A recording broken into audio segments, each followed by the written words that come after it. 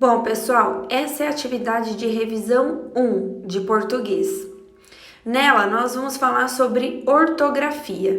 A ortografia é a parte da língua portuguesa em que nós estudamos a escrita correta das palavras.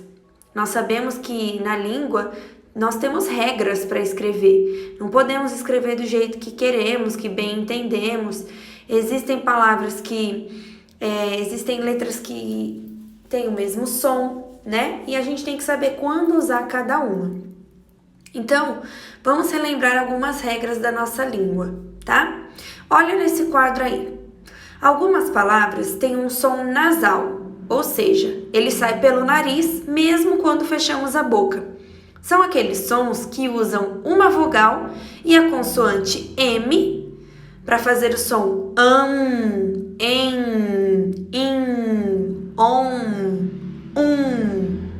ou uma vogal e a consoante N para fazer os sons em, in, on, Percebam que os sons são iguais, tanto quando usamos M, quanto quando usamos o N. Então, a gente precisa saber quando usar o M e quando usar o N.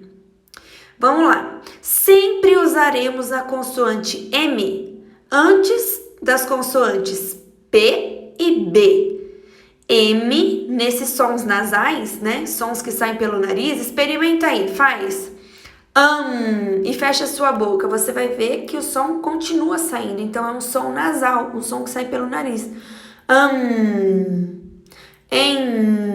Você sente até uma vibração aí, perto do seu nariz.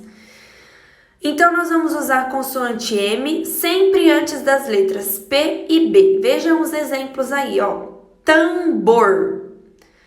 Tambor. Essa sílaba, a primeira sílaba, tem um som nasal. A próxima letra é B, porque vem a sílaba bor. Então, neste som nasal, a gente usa M, porque M vem sempre antes de P e B.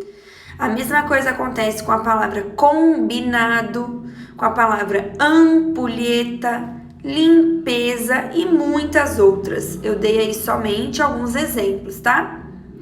E sempre usaremos a consoante N antes de todas as outras consoantes que não sejam P e B, porque antes de P e B nós usamos M e antes das outras consoantes nós usamos N.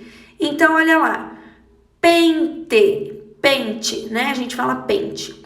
O pente, esse som aí, o pen na primeira sílaba, pen vai terminar com N, porque a próxima sílaba começa com T, tá bom? Então, pente, cantor, tentativa, mingau, ok? Esses são alguns exemplos, mas existem inúmeras palavras que poderíamos citar, tá?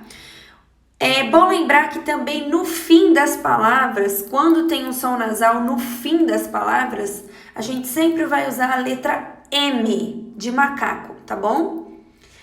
Salvo algumas exceções, poucas exceções na língua portuguesa, vão ser, por exemplo, pólen, líquen, glúten, tá? Essas palavras são com N no final, mas a regra, quer dizer, o que vale para o geral, para a maioria das palavras, é que se tiver esse som nasal, vai terminar com M, ok?